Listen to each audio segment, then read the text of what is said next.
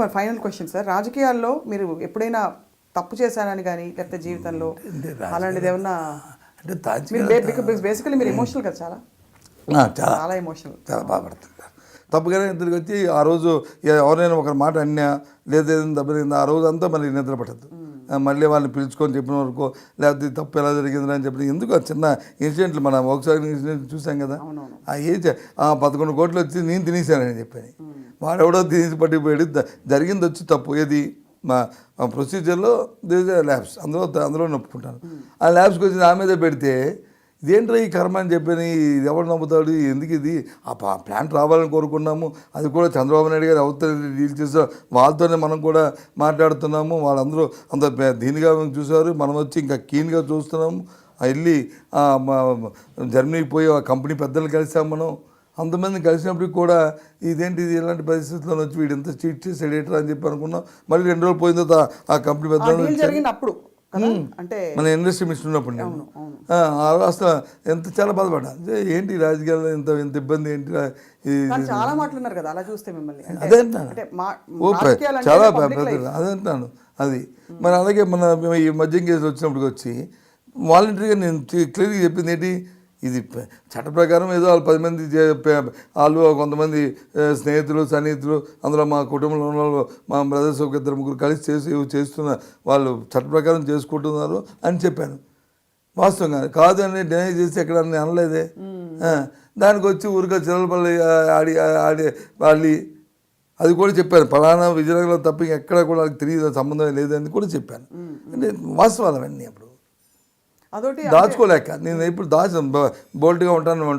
కొన్ని ఇన్ని తప్పు చేస్తే నా మీద చంద్రబాబు నాయుడు గారు మన ఇంకా ఆ రోజున్న మా అధికారంలో మా పార్టీ వాళ్ళు కొందరు కలిసి హైకోర్టులో సుప్రీంకోర్టులో కేసుకి వెళ్ళారు నా మీద. ఎవరిని మళ్ళీ మా అడ్వకేట్ జనరల్ మాజీ అడ్వకేట్ జనరల్ రామచంద్ర గారిని పెట్టారు కేసుకి. ఇది నా మీద కేసు కోసం వారిని ఎంగేజ్ చేసి కౌన్సిల్ కింద పెట్టుకుని వెళ్ళారు.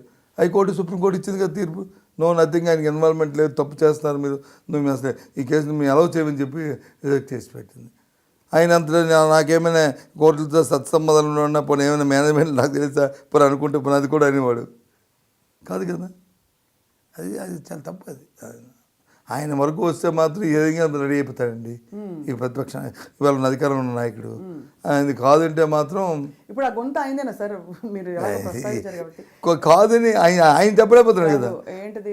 అది బ్రీఫ్డ్ మీ ఆయనది కాదు, అది కాదని ఆయన చెప్పమనండి, ఆయన కాదని ఆయన చెప్పమనండి. ఆయన చెప్పలేడు.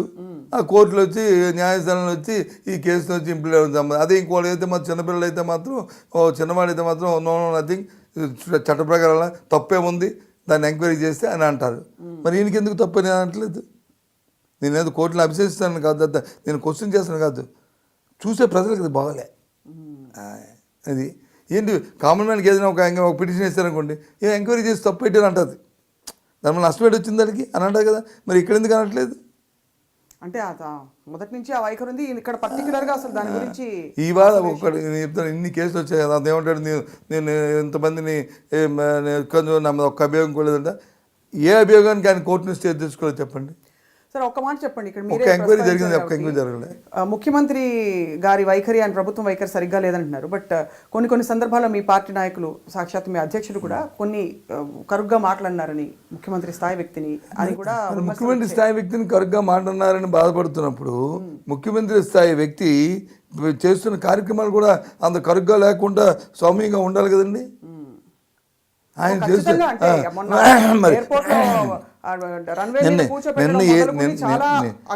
నిన్న ఎయిర్పోర్టే కాదండి, ఏ సందర్భంలో మాట్లాడిన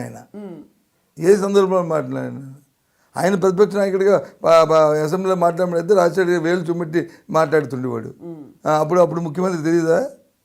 అప్పుడు ఆయన ముఖ్యమంత్రి కాదు రాజశేఖర్ గారు.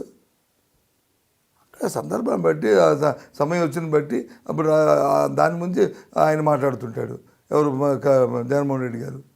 అది సందర్భాన్ని అవ్వదు, ఆయనకి అది రిజిస్టర్ అవ్వదు చంద్రబాబు నాయుడికి.